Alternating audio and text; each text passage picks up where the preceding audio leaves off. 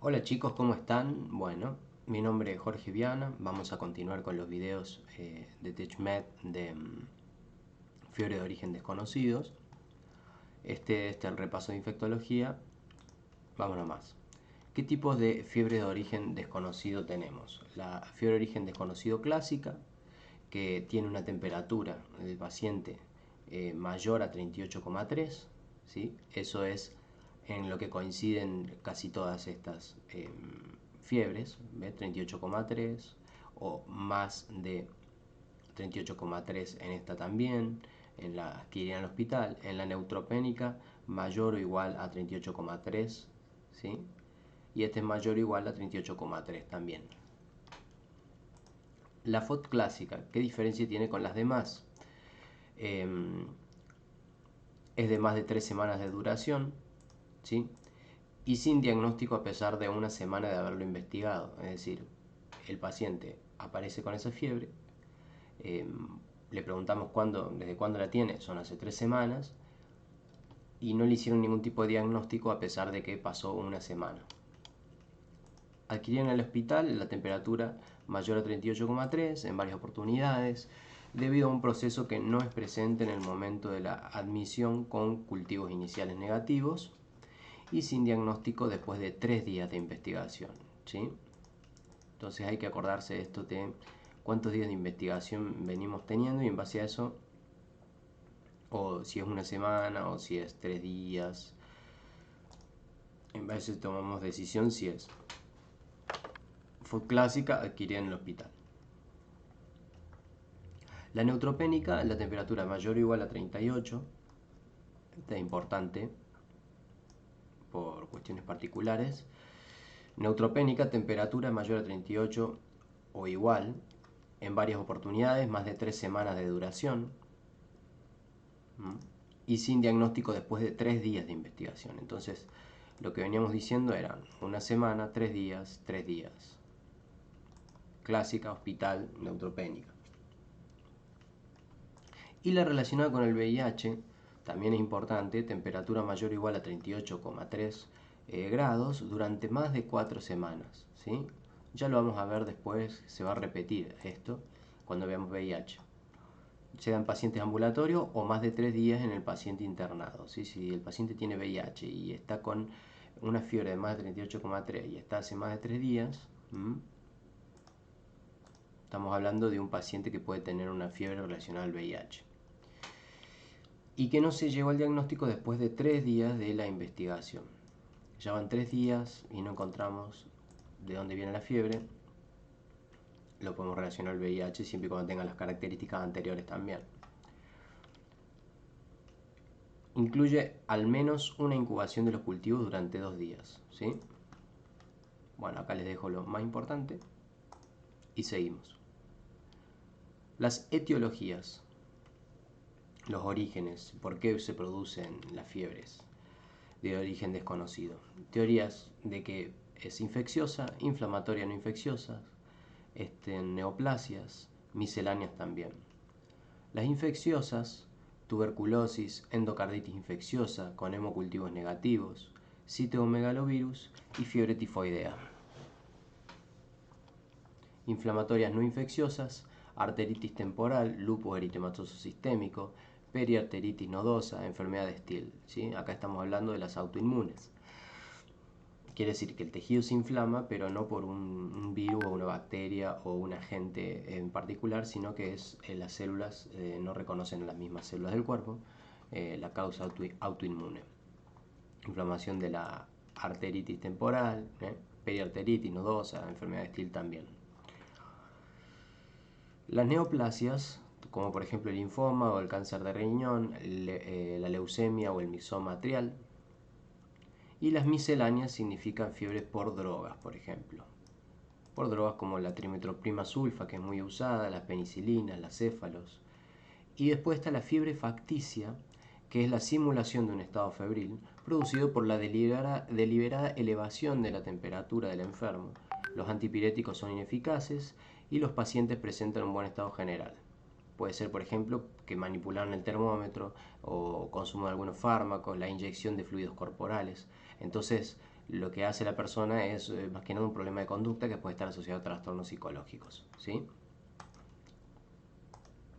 Después se hace un diagnóstico mediante la anamnesis, el examen físico, los métodos complementarios y el tratamiento, ¿sí?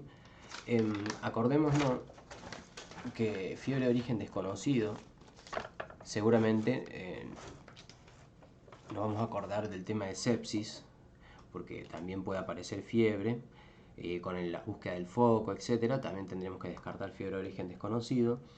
Pero en la anamnesis nosotros, sobre todo en fiebre de origen desconocido, por las características tan particulares que tiene, vamos a preguntarle acerca de antecedentes de viajes que haya tenido a diferentes lugares, vacunación, por ejemplo, si se ha vacunado previamente o no, exposiciones laborales, es decir, en qué trabaja, el contacto con animales enfermos, también hábitos recreativos, a qué se dedica cuando se relaja la persona.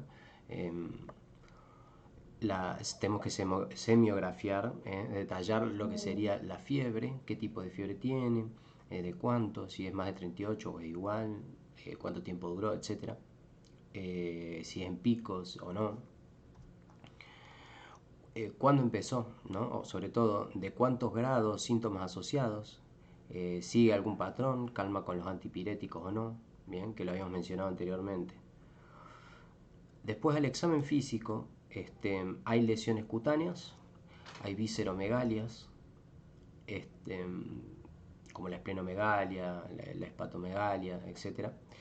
Úlceras orales, conjuntivas alteradas, adenomegalias, tumoraciones, soplos, por ejemplo, pulsos. Bien, a la auscultación encontramos soplos y pulsos alterados. Bradicardia relativa, fiebre por drogas, citacosis, fiebre tifoidea, fiebre Q. Bien. Luego están los métodos complementarios. Los métodos complementarios seleccionamos los que permiten descartar o confirmar las causas comunes y siempre teniendo en cuenta la historia clínica, comenzar con pruebas inespecíficas. Tenemos el laboratorio, por ejemplo, en el cual le vamos a pedir el hemograma, los reactantes de fase aguda, porque obviamente puede haber una causa inflamatoria, creatinina por la función renal, electrolitos, la función hepática también es importante, como detectar si hay alguna anomalía en los órganos vitales, como el hígado, el riñón. Factor reumatoideo, por esto que había comentado anteriormente de la causa autoinmune, anticuerpos antinucleares, por ejemplo, siempre a la par de los anticuerpos antinucleares viene el factor reumatoideo porque tienen las mismas clínicas estas dos patologías, sin embargo tienen fisiopatogenias diferentes, por ende los tratamientos y en cómo encarar el tratamiento es distinto, o el tratamiento o la profilaxis o lo que tengas que hacer. Proteinograma, urocultivo y hemocultivo. Al examen, para excluir o confirmar los diagnósticos sospechosos, utilizamos el ELISA, en el caso de VIH, serologías para agentes específicos, función de las tiroides, las LDH, la baciloscopía, el ecocardiograma. ¿Sí? Lo que tratamos de abarcar en este tipo de fiebre de origen desconocido es múltiples etiologías que son muy variadas y de acuerdo a la clínica o lo que nos presente el paciente, las que vamos a tratar de descartar, pero siempre tratar de descartar las que dijimos anteriormente o mencionamos anteriormente en el flyer anterior. Luego, respecto a la radiografía de tórax, ecografía abdominal, TAC y resonancia magnética nuclear son métodos de imágenes que se eligen para poder diagnosticar. Se hace la prueba del naproxeno, puede ser útil en el diagnóstico para diferenciar la fiebre de origen desconocido. Lo que se hace es indicar naproxeno, son 375 a 500 miligramos por vía oral, 2 veces por día, por 3 días, y es positivo cuando desaparece la fiebre. En ese caso se sospecha de etiología neoplásica. La fiebre puede recurrir al suspenderlo. En infecciones bacterianas la fiebre no desciende por completo durante la prueba.